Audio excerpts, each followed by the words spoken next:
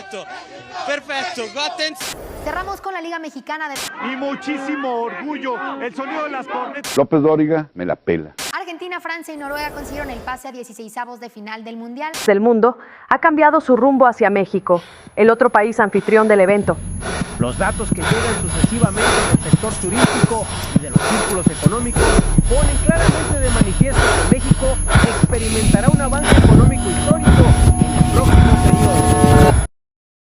Muy buenas noches, interrumpimos la transmisión para informar una nota de último momento. Tras el último brote, la presidenta Claudia Sheinbaum sigue desaparecida.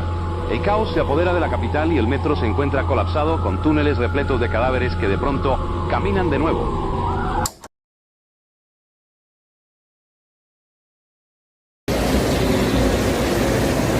Por su seguridad, permanezca detrás de la línea amarilla.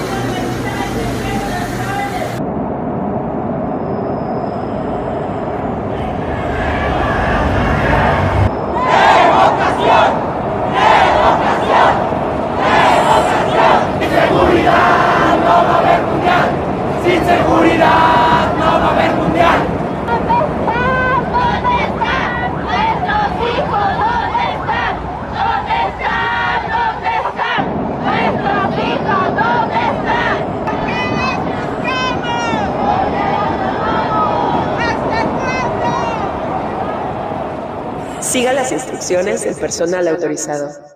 Prepare su descenso. Apertura de puertas. Lado derecho.